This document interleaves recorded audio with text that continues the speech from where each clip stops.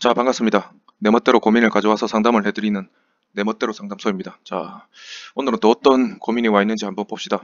음, 제목은 마음이 괴롭습니다. 제 남편은 무뚝뚝하고 카톡, 문자 답장도 잘 안 합니다. 그런 남편이 몇 달 전부터 틱톡에서 알게 된 여자들이랑 카톡과 라인을 하면서 어, 연락을 하는 여자들은 그 외국 사람이고요.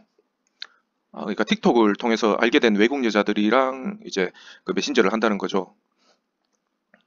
그러면서 자기야, 애기야, 마누라, 사랑해, 좋아해, 키스하고 싶어, 너랑 아기 낳고 싶어, 보고 싶어, 너의 마음을 알려줘, 한국 가면 우리 합치자, 어떠한 상황에서도 내 편이 되어줘, 이 대화에 응 그러자, 이런 대화를 주고받고 보이스톡을 해요. 그러니까 이게 상대 여자, 그 외국 여자가 했는 말이잖아요. 그럼 남편이 응 그러자라고 대답을 한 거고, 아주 뭐 지랄들을 하네요. 제 남편과는 9년 됐는데 저에게 애정 표현은 안 해요. 살면서 사랑해 딱 한 번 들었어요. 그런 남편이 채팅창에서 애정 표현을 하고 답장도 꼬박꼬박하고 그 채팅 내용을 보는데 피가 거꾸로 솟더라고요.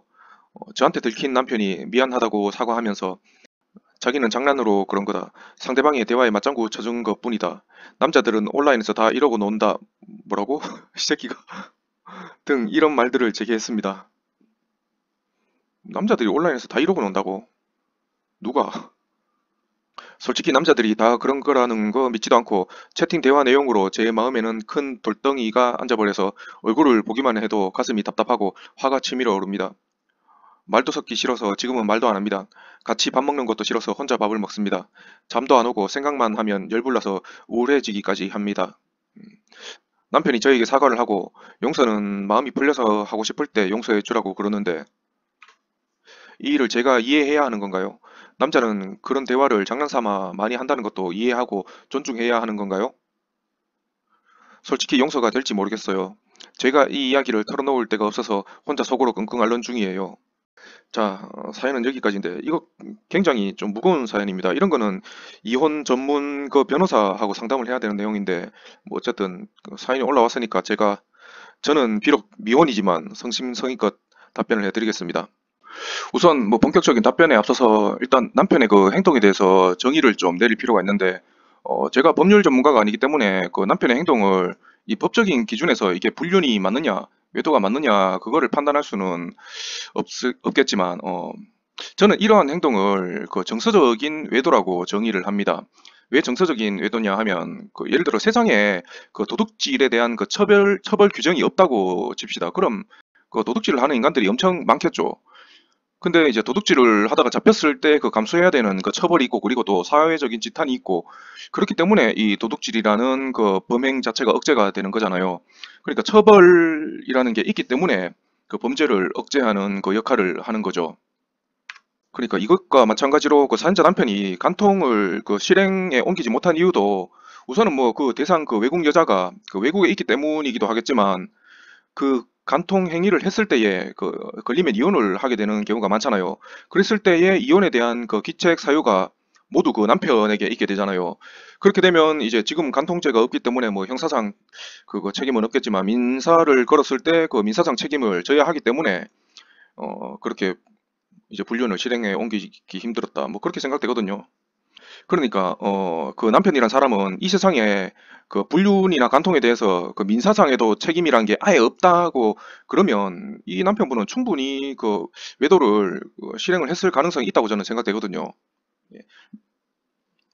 그렇기 때문에 일단 행위는 실제로 외도를 하지 않았지만 정서적으로는 그 외도를 실행한 사람과 별로 다를 게 없다라고 판단되기 때문에 저는 이러한 거를 정서적인 외도라고 정의를 합니다. 불륜을 행동에 옮기지 않았기 때문에 그냥 아무런 잘못이 없다. 뭐 그런 뜻이 아닌 거죠. 이 세상에는 그 법이 전부가 아니거든요. 법이라는 거는 그 최소한 인간이 지켜야 할 그 강제적 규범이라고 하잖아요. 그러니까 최소한은 지켜야 되기 때문에 이걸 강제적으로 규정한 건데, 그럼 최소한은 아니고 개인의 양심에 의해서 지켜야 되는 것들 있잖아요. 그게 바로 도덕이고 예절이고 뭐 그런 거잖아요. 어쨌든 상담에 앞서서 제가 왜 이런 얘기를 먼저 했냐 하면은 그 사건에 대한 본질을 제대로 규정을 해야지 이제 올바른 결론 내릴 수 있기 때문에 그래서 좀 먼저 얘기를 한 겁니다. 그래서 이 내용을 요약을 하자면 아내를 사랑하지 않고 다른 여자를 사랑하는 남편, 그리고 그것을 아내에게 들켰는데 남편이란 사람은 장난이라는 핑계만 대고 있죠. 이 상황에서 아내는 어떻게 대처해야 하는가? 이게 이 사연의 이제 핵심 쟁점이죠. 본문에 보면 자기야, 애기야, 마누라, 사랑해, 좋아해, 키스하고 싶어, 너랑 아기 낳고 싶어, 보고 싶어, 너의 마음을 알려줘. 이 아기 낳고 싶어는 그거 뭐 하고 싶다 그런 거를 좀 둘러서 얘기한 거겠죠. 그리고 한국 가면 우리 합치자. 어떠한 상황에서도 내 편이 되어줘. 응, 그러자. 이지랄 했다는 거잖아요. 그것도 보이스톡으로. 남자가 진짜 아무 여자한테 장난으로 이런 말을 한다고요? 절대 그렇지 않습니다. 이거는 뭐 순간이나마 남편이 그 순간은 진심으로 한 말이라고 저는 생각합니다. 그리고 저 말들을 진짜 사랑하지도 않는 여자한테 장난으로 한다 그러잖아요. 그럼 그건 진짜 제정신이 아니라고 저는 생각돼요. 그러니까 사연자의 남편은 채팅에 그 여자들을 순간이나마 진심으로 사랑을 했거나 아니면 그냥 정신 이상자거나 둘 중에 하나라고 생각됩니다. 그리고 저한테 들킨 남편이 미안하다고 사과하면서 자기는 장난으로 그런 거다. 상대방의 대화에 맞장구 쳐준 뿐이다. 남자들은 온라인에서 다 이러고 논다. 시발. 이런 말들을 제게 했습니다. 그러잖아요. 변명이 굉장히 궁색해요. 그냥 자기 살자고 모든 그 남자들을 자기와 같은 그 사람으로 매도해버린 거잖아요. 진짜 이 남편은 개새끼입니다. 그러니까 당장의 상황만 모면하기 위해서 말로만 그냥 미안하라고 한 거예요. 그냥 인간 자체가 아주 저질입니다. 이 미안하다는 말의 의미를 생각을 해봐야 돼요. 진짜 자기가 행동에 대해서 잘못을 했다 그러면 그 내가 한 행동 그 여자들한테 그런 말하고 했던 그런 것들이 잘못된 거라는 거를 좀 상세하게 이러했기 때문에 내 잘못이 맞다라는 거를 인정부터 하고 가야 되는데 장난으로 그런 거다. 이거는 자기 행위를 인정을 안 한 거잖아요. 그러니까 모면만 하려고 한 거예요. 진짜 궁색하죠. 이 일을 제가 이해해야 하는 건가요? 솔직히 용서가 될지 모르겠어요. 라고 하셨는데, 사연자 남편은 비겁하게 변명만 늘어놓았지 자기 자신의 행동을 진심으로 반성하고 사과한 적이 없습니다. 예. 이 상태에서 그 사용자가 용서를 한다는 거는 그건 진짜 용서란 게 아니고 그냥 이번 일은 그냥 덮고 넘어가겠다. 이거예요. 문제를 해결하는 게 아니죠, 이거는. 9년 된 부부가 항상 뭐 사랑하는 감정을 가지고 살 수는 없어요. 하지만 이제 부부는 그 같은 목표를 보고 그 나아가는 동업자 같은 존재라고 저는 생각하거든요. 그러니까 동업을 하려 그러면 서로 믿고 의지할 수 있어야 되는데 사연자 남편은 일종의 배신자잖아요. 어떻게 믿어요? 남아있는 그 인생을 이 남편을 믿고 그 함께 할 수 있는 사람인지 한번 생각해 봐야 된다고 저는 그렇게 생각합니다. 이 두 사람의 관계가 지속되려 그러면 남편이 진짜 진심으로 반성을 하고 그리고 사람 자체가 바뀌어야 돼요. 그리고 진짜 아내를 다시 사랑하는 마음이 생겨야지 이게 가능하거든요. 그러려면 진짜 남자가 남편이 이 사건을 저질렀으니까 남편이 해결해야 된다고 봅니다. 결자해지죠. 대충 미안하다 말로 때우고 핑계대고 그리고 뭐 아내분은 덮어주고 넘어가고 그런다고 해서 그게 이 문제가 본질적으로 해결된다는 게 아니죠. 자, 결론 내리겠습니다.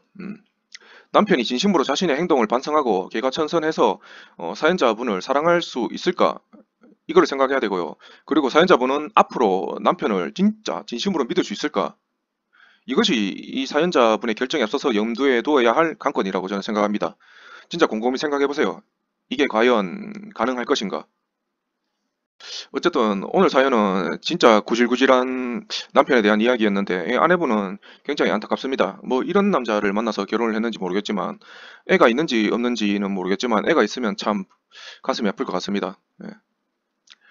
어쨌든 알아서 잘 판단을 하셨을 거라 생각합니다. 오늘 사연은 여기까지 하겠습니다. 감사합니다.